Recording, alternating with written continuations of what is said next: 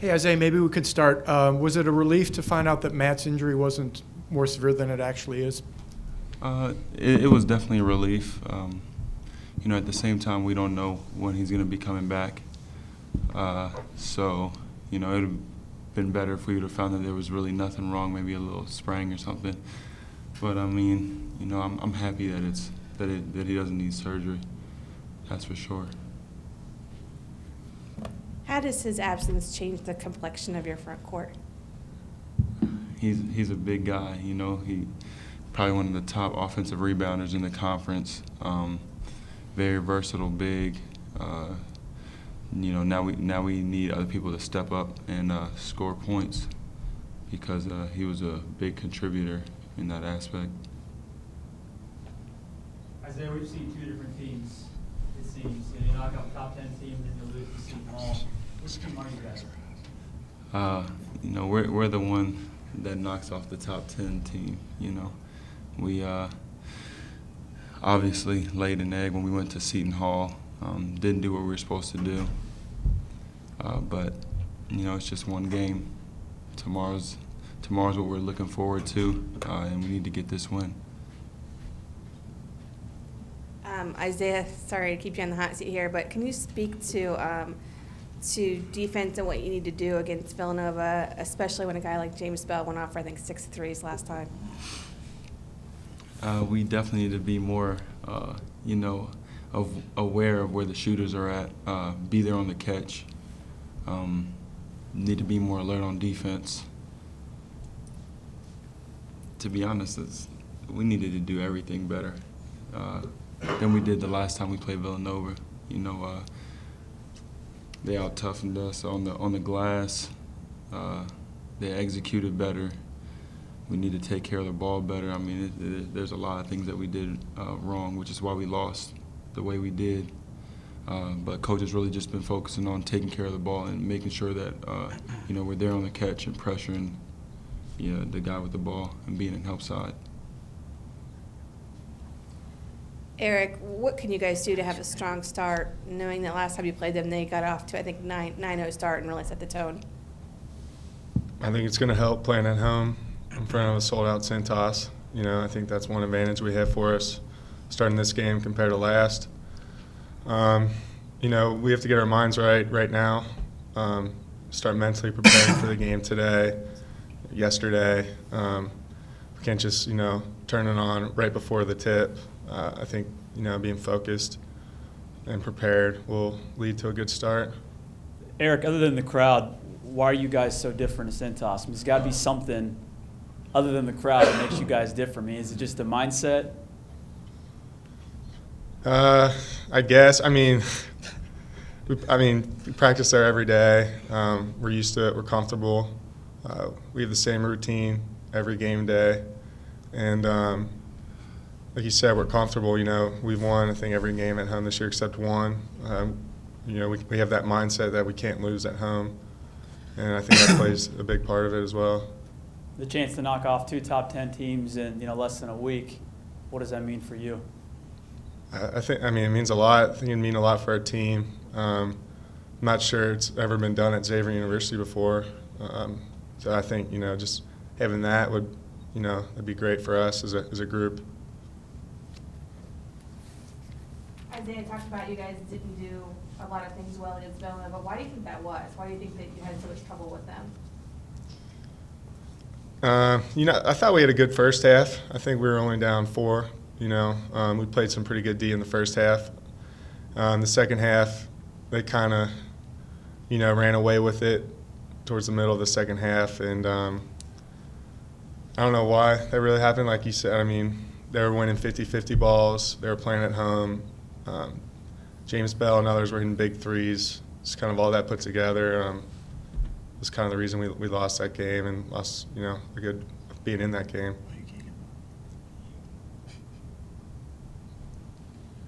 For you and for Isaiah, just because you guys have had very long college careers, this is 5 years. Tim, I'll get to you too in just a second. That's fine. Can you just talk about, here it is, maybe the last month of your college careers, and having gone to different schools and transferred and sat out, can you talk about what it's like to be in this position with kind of seeing the end? To be honest, it's kind of exciting. I'm not gonna lie. I love Xavier University, and I love everything about it. But at the same time, I'm ready to get out of college, ready to go see what I can do overseas. Just a new journey. I'll always have Xavier in my heart, and I'll always come back to support. But 5 years is a long time, and I wonder how Brad felt last year. He was here for like 10. It's ridiculous. He's still here. Yeah, he's still here. Still I work out with him shots. all the time. He's still here. Can't let it go. I'm definitely going to miss it, Fortunately for me and Tim, I think our careers end after this year. Yeah, So, definitely for me. for me as well. So I'll definitely miss basketball. I'll miss playing in the Cintas Center in front of some of the best fans in the country. I think, my body won't mind the break or being done with it, but overall, I don't really know how I'll feel, but I'm sure, I'm definitely going to, miss the times playing, here at Cintas, being around my teammates as well. And Tim, can you talk about it? I mean, so much of your blood, sweat, and tears have gone into this Right. team that maybe doesn't show on the stat sheet, but you've been such a big part of the team nonetheless. Right, yeah, I mean, obviously it doesn't show up on the stat sheet too much, but, we're here every day, just like the other guys, practicing, doing the same stuff for the most part. Obviously, I didn't have to do the summer stuff, so I know these guys put in a lot of hard work during the summer. But the same way, I mean, after doing a couple years of it, it's a great experience and everything, but sometimes your body just, being a walk-on, obviously you don't get some of the glory that the other guys do, and, 2 years. I'm happy I did my 2 years, but once the time's up, it's not the worst thing to give your body a little bit of a break, focus on school a little more.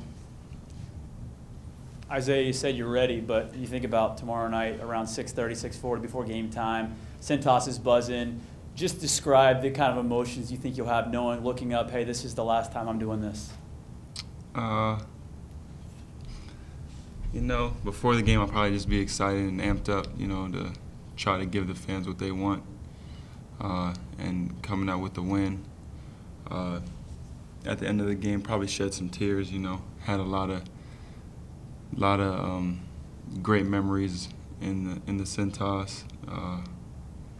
Had a lot of great friendships. That's right. A lot of great teammates. So I mean that,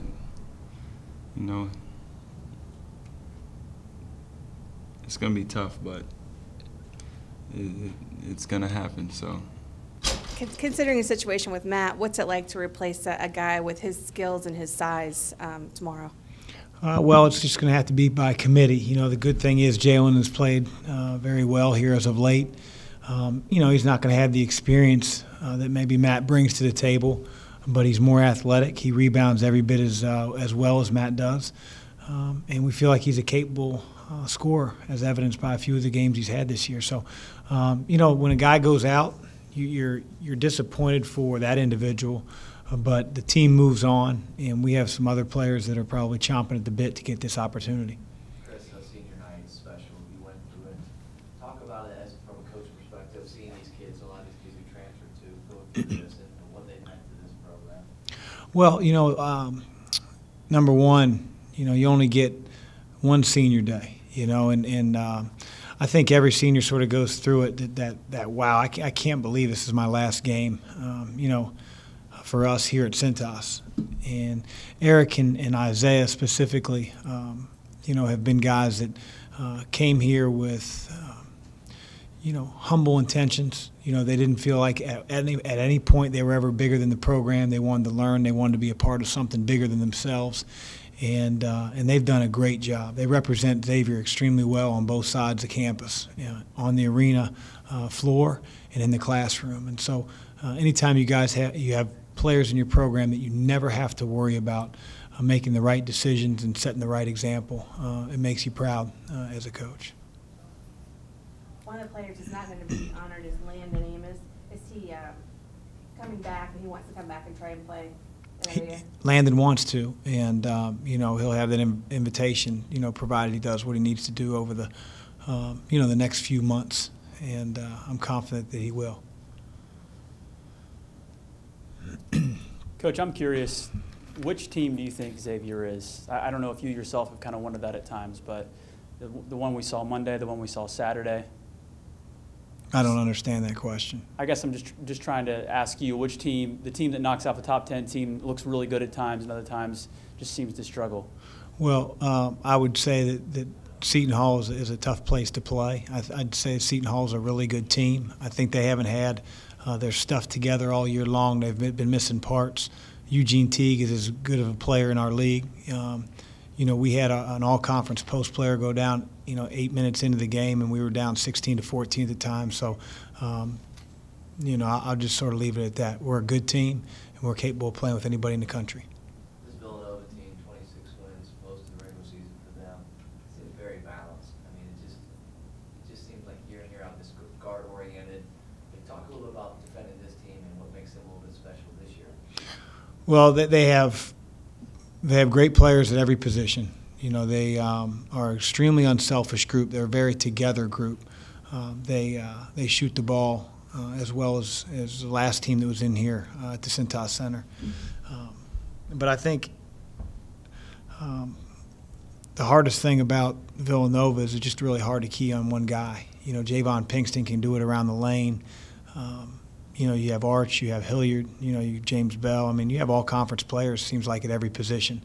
And again, that's some teams get that, but they don't have that synergy. And Coach Wright's done a really good job of recruiting kids that want to play the right way and play together. And I think that's probably why they don't get a whole lot of notoriety for a team that's only lost 3 games at this point in the year. Is simply because they're not crazy flashy. They just play as a team, and they're very, very consistent.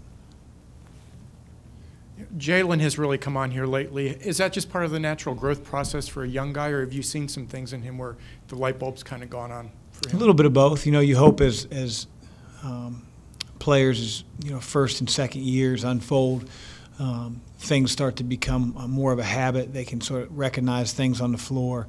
And in Jalen's case, he came in and a lot of things defensively were completely new to him. But he has really grown up his freshman year, on the floor. He's gotten a whole lot smarter. He's gotten a whole lot more confident, and probably one goes with the other. But he's a much different player now than he was 2 months ago, and that's a great thing for our team.